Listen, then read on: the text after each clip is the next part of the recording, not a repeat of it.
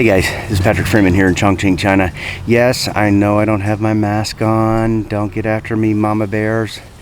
There's no one within 100 yards of me, and it's really hard to breathe in these things and walk around and talk and think, and it's distracting too. It fogs up my glasses. So today is March 1st, and I'm so glad it's March because the weather's looking great. The pollution is cleared off like you would not believe. I mean, in a city of 33 million people, and all the cars that are here, trucks that drive around, it gets pretty polluted. After a month of this, I mean, it looks great, it smells great. I'll show you a picture of what it looks like, the before and after the traffic shut down, and you'll just be amazed that the emissions have gone way down. It looks like it's almost virtually disappeared. But that's neither here nor there. What I want to talk about today, I want to reiterate my, and I don't want to call them warnings, and I don't want to get you guys thinking I'm fear-mongering, but I can't express to you how important it is that you are prepared and that you have food. And not just a week, not 2 weeks, but minimum a month. At least a month worth of food, if not 2 months. And I'll tell you why. We've been in this here in China for a month now, over a month, and it looks like it'll be another month before we go back to work. Now, I know people are kind of, some companies are starting to go back to work, which is good, but we're not going to be back in full swing at least for another month, if not longer. So that means little production for food, little production for, components and all that kind of stuff. The U.S. is already a month behind as far as supplies, and they've talked about it on CNBC, they've talked about it on CNN, Fox, you name it, they're all talking about the supply chain problem that's happening right now, and it'll probably be more apparent in the next 2 weeks, so keep your eye open for that. How that impacts the food supply, I don't know. I don't know how much U.S. food manufacturers, producers rely on China, but I would assume there's probably a decent amount of dependency on what China produces over here. So I'm just telling you guys right now, you need to be going to the grocery store, and I'm not trying to create a panic. You just need to be prepared. And I will show you a picture here of Costco. This is a Costco in Vancouver.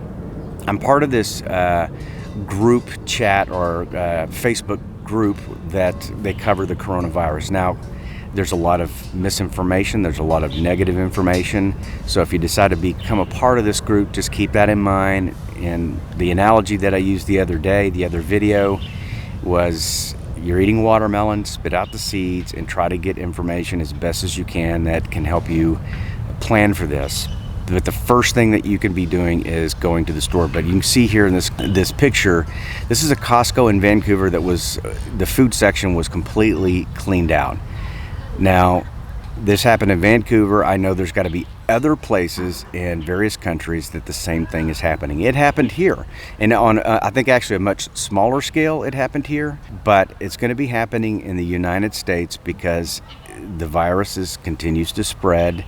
There's a lot of rumors out there about what the government's doing or what they're not doing. There's a lot of information and misinformation, and I think there's also I don't know, I don't want to call it covering up, but it just doesn't seem like the health authorities, WHO, CDC, and even our government in the United States and governments in other countries aren't as forthcoming with information as they should be. Even on the municipality level, it seems like they're trying to hide information. It just appears that way. So don't think I'm trying to, come up with some conspiracy theory.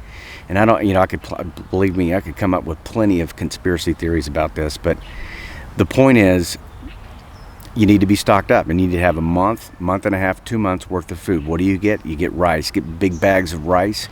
Get big bags of beans.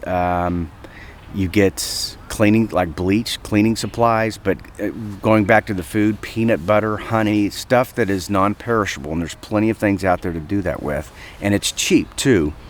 And here's the worst case scenario. Let's say this blows over, which would be a good thing. It'd be a great thing. And you've got a month's worth of food. What are you going to do with it? Well, you don't have to worry about shopping for a while. If you're not a big fan of rice and beans, then give it to the local women's shelter or children's shelter so that they can be fed. So that's how you deal with it, and that's how you justify going out and buying all this food with the intention of giving it to somebody who needs it more. if things go to hell in a handbasket and stores are completely cleaned out, then you've got some food that'll last you a while. I just feel like this channel is going more and more towards like this fear-mongering thing, but from what I've experienced here, and we've been lucky, the stores have been well stocked, but I don't think that's going to be the same thing in the United States because of the lack of production here, the supply chain problems that the United States and other relative countries are going to have, and then two, and it goes back to the video that the video before last, and it was titled Communism versus COVID-19, and I talked about the cultural aspect and why I believe communism is going to overcome this, and it's because of the control that they have on society here. And I'm not going to get into a whole discussion about that, but the point is, it seems to be working. The other thing I didn't point out in that video is you can control people more when they live in kind of compartmentalized neighborhoods. And what do I mean by that? Like the neighborhood we live in, there's 3 security guards, 3 security gates that you can leave. You can't get out any other way unless you drive your car through a barricade or something like that, but you can't get out any other way. And most apartment complexes within China, except in the rural areas, it's difficult to get out. I mean, you're definitely monitored because you've got security guards there. So it's easier to control people and manage how many times they get out of their homes to go grocery shop. As you know, you've heard me say, we can only leave one person every 2 days. You can't do that in the United States. You have people who have cars, individual homes, and it's going to be a much more difficult thing to control unless you start setting up neighborhood watches and you start setting up roadblocks in neighborhoods. But the United States, they don't have the resources to do it. So I tell you all this. I have a scenic way of explaining stuff, but I tell you this because you want to have enough food so you don't have to get out, because there's going to be those boneheads that get out that either have the virus or they just get out and cause problems. You just don't want to get out into that mess. I had mentioned in that same video, Communism versus COVID-19, there was an individual in the Ebola virus breakout, and somebody actually posted it. A subscriber posted the link, but I can't find the link and the name of the person, so I can't give you a credit yet.